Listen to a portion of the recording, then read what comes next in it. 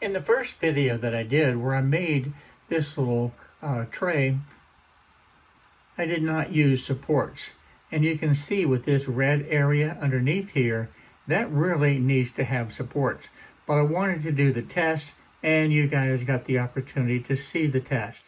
So here's a quick recap. This is the first test that I did where I used no supports in this area. And you can see how that filament just had nothing to support to, and it was just hanging down. And eventually it cooled and it gave enough support to at least finish the top of it smoothly. But now I want to be able to show you how to be able to add the supports. If you come right up here, we can click this, and there's a section right here that I can select. And now I have the supports in here. But I can also select a custom and come down and hit settings, and then I can choose the different things that I want.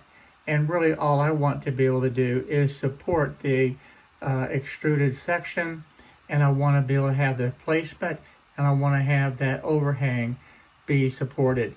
And that's really all I need. But there are a lot of other settings that you can choose in this section. But for me, that will work. So we'll close out of this. Now I've changed the name of this. So this is going to be another drawer to be able to hold some additional parts. And I can close this window. I don't need it open anymore. And then I can slice this. It takes just a moment to be able to slice it. All right, now that is finished. And now I can get this. I'm going to put it at that angle, and I'm going to select a preview. And now you can see the supports that are underneath there. I'm going to zoom in so that you can see that real good. Well, you're not going to be able to see it that way. There you go. You can see all of the supports. Now what's nice, you have it where it's attached to the build plate, and it's attached up here at the top. It's actually not attached along the wall of this box. So that makes removing these supports very, very easy. So now that I have this done, and this is ready to be able to print out and get a brand new box, and without having the problem that I did on the first one. So this is a great way, very simple, very easy to be able to add the supports to these overhanging structures.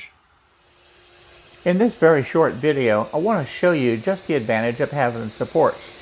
As this begins to print, you can actually see the support structure begin to be established. And it doesn't give a lot of heavy-duty filament on the support structure. What it's building is that vertical section just to be able to provide the support. And it made so that it will break loose very easily.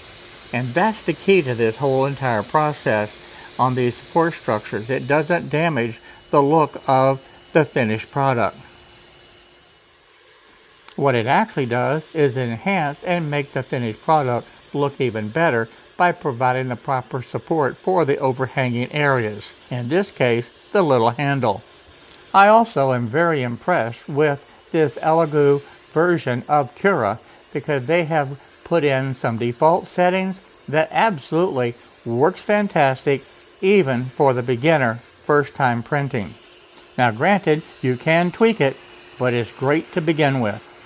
And you can look at it here and you can see how it's building the platform, so when it gets time to print that overhang for that little handle, it's going to have a good solid support area to be able to support the filament. And that's what you're looking for. The main thing that I want you to understand is don't be afraid to add supports. It's very, very easy, and yes, you can customize it, but you can also use the standard settings and have a very, very successful print. Now in the first box that I did, when I did the test, I actually viewed that as a success because I expected to have the hanging filament. I wasn't sure if that little handle was going to be successful at all, but yet it did finally get enough support where that filament was cooling and allowed it to finish the top of it smoothly. But that's really not what you want. So granted, you've been able to see now both ways on being able to do it, and I hope you can understand the importance of using the supports And by all means, use the supports wherever needed for all of your prints, because this is a far, far superior print to that first test drawer that I made. As far as removing this from the build plate, it's actually very easy. Just lift right here and that will break it loose. You can hear it cracking just a little bit.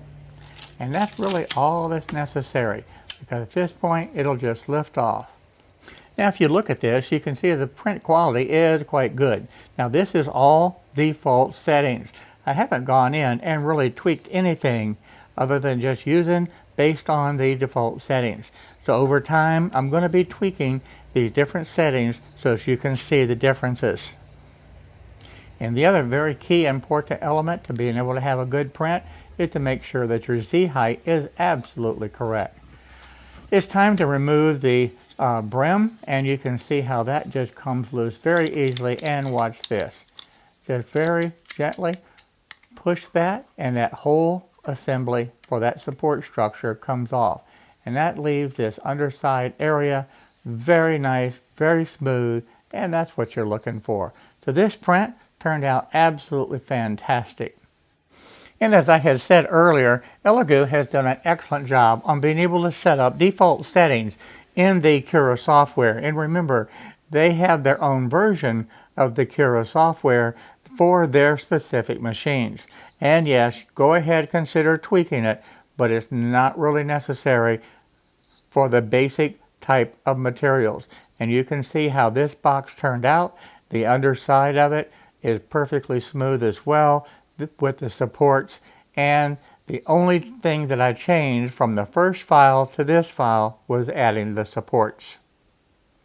Here you can see the two drawers in their new home, and you can see the difference from the first test to the second one with and without supports. So you know my vote is going to be using the supports from now on. I want to thank everybody for watching this very short video today and be able to understand just how important it is to be able to use the supports when you do the printing. Now this was a lot of fun, and I can't wait to do additional prints. So if you like this video, by all means give me a thumbs up, and don't forget while you're there, hit the subscribe button and the little bell notification, because I'm going to be doing a lot more videos in the very near future. So for now, bye bye.